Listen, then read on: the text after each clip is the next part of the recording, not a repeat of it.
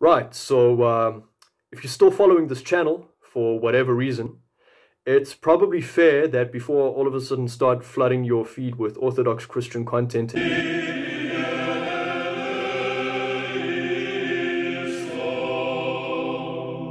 you all of a sudden wonder where that came from, that I at least contextualize it somewhat. And I figured the best way to do that would probably be with a short testimonial video. And then you can decide whether or not you want to continue following me or to unfollow me, respectively. Um, Otherwise, I'm just going to outline my journey into the Eastern Orthodox faith and how I came to believe that to be the absolute truth. So, yeah, I was raised with a little bit of Catholic and a little bit of Protestant values. I'm not going to go too far into detail about that at the risk of denomination bashing or whatever, which really is not my goal at all for this particular video, at least. You know, like I said, I really just want to talk about my own personal journey. So, and when talking about the church that I went to in my early years, let's just say that it was the typical blue-pilled sort of churchian atmosphere, to borrow a term from Vox Day, where people seem to profess Christianity but not really internalize it. So really, scripture existed in a far-off world that didn't have any sort of direct or practical applications to the lives of parishioners, possibly stemming from the theology, but I'm not going to go into that, where Sunday was for God, but the rest of the week really existed for the world. And in fact, right after church, people would already be discussing worldly affairs, talking about work, business, what happened with the rugby game last night, because we're South African. And, at the core of all of this, my takeaway from it was that these people didn't really believe any of this. And, if they did, they would lead lives that were a lot more reflective of the type of lives that we hear about in Scripture. And of course, I'm not trying to judge these people. I'm not trying to condemn them, because the Lord knows that we will be judged the way that we judge others. But these are my honest observations and, what I saw. And as a child, you really internalize all of this. You say to yourself, well, if these people don't really believe, then why should I? And in fact, these people are dishonest hypocrites for just pretending like they believe. And really, I'm the honest one for just calling BS immediately. I'm actually the morally virtuous and upright one. Little did I know on what presupposition morality and virtue would rest upon, but I'm not going to go too far into that. Let's just say that it laid a foundation for a lazy form of agnosticism, and, combine that with youthful angst, and you get what you get. And so I was let loose onto the world of secular modernity and critical theory. Of course, through the secular education system, and really without a framework to actually contextualize it or critique it in any manner, naturally I would begin to internalize a lot of these postmodernist presuppositions. Really, for my early teens, life was pretty much just about, hooking up with girls, a little bit of fornicating here and there, smoking the occasional pot, maybe occasionally attending a church service here and there. But it was really at my later teens that I started to take a brief interest in psychedelics and the whole worldview that comes with that. Of course, getting interested in Carl Jung and his whole sort of like pseudo-Gnostic worldview, Sigmund Freud a little bit, Friedrich Nietzsche, of course, Descartes, obviously also listening to bands like Tool, the Bill Hicks and the Darren Brown and the Penn and Teller and what have you, and really skipping out actually on the whole Tim Leary, Terence McKenna worldview, because I never really found that to be very interesting, nor did I find it to hold much intellectual weight. But I could see the dead end to a lot of these philosophies, really all of them, and how they all culminated in the end with the result of nihilism, as stipulated by Blessed Father Seraphim Rose in his book of that very title, which I would read obviously much later in my life than the point that we're talking about now. But yeah, really only by the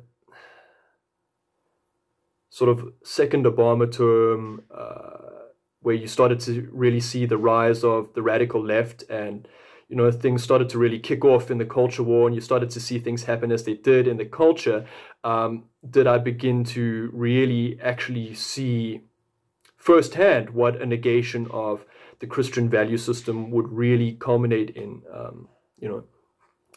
So like many young men, I began to adopt a more traditional worldview, looking back on the virtues and morality of Christianity, but really using Christianity solely as a pretext to back it up, and still not quite being able to authentically bring myself to a real sense of belief at all. And it was about this time as well that I started to listen to Jordan B. Peterson, and had my sort of eureka moment, in the sense that be him the Jungian Gnostic as he is, he did introduce me for the first time in my life to the transcendental argument. And I can remember very clearly my road to Damascus moment, where I really got to the root of all of that.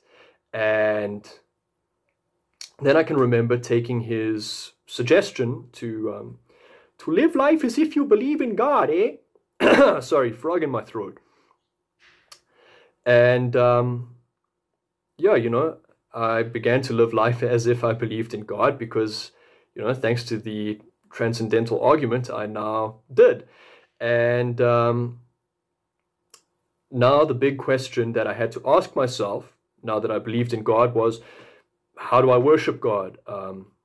Because one would assume that would be the first question that you would ask yourself after internalizing that presupposition.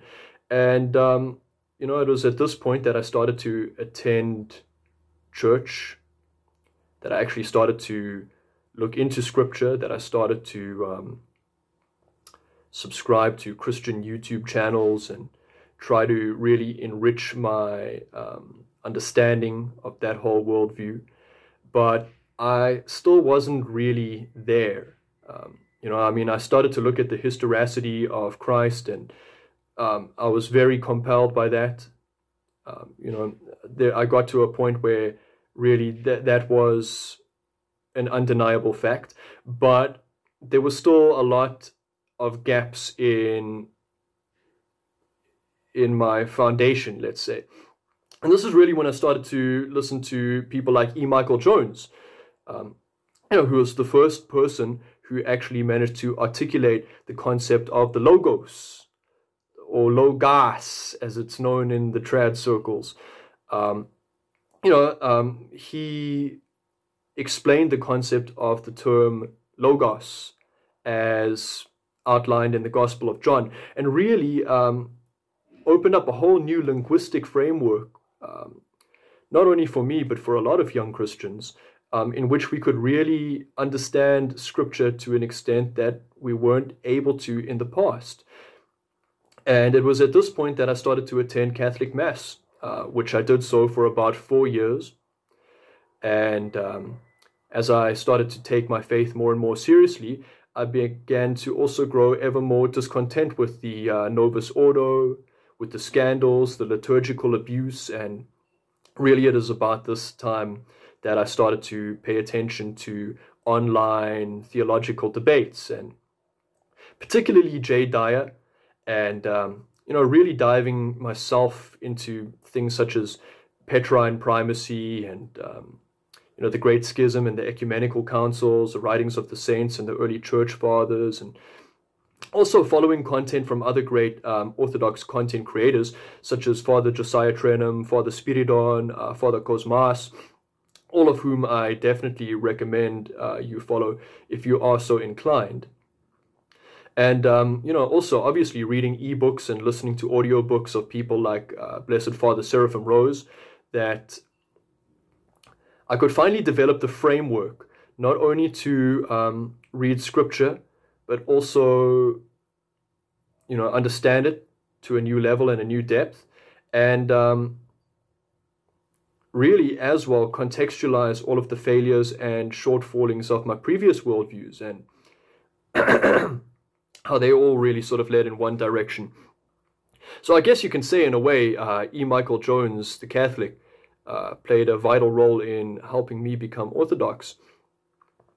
And yeah, you know, it is really after, you know, contextualizing all the shortfallings of my previous worldviews and looking at the absolute coherency, complete holistic coherency of Orthodoxy, that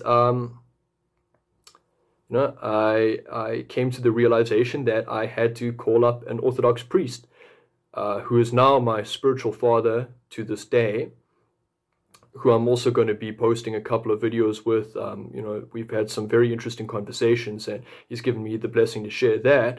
And you know, I never really looked back from then. You know, in a few weeks, I was reading Cyrillic and lighting candles in my incense corner. And if you told me 10 years ago that I was going to become an Orthodox Christian at some point in my life, I probably would have thought that you were crazy. But here I am giving my testimonial, and yeah, hopefully you enjoy it. Hopefully you can relate with it a little bit, and yeah, stay tuned for any future content that I have, which, as I mentioned, I do have planned. And God bless. Gospodi pomiloj.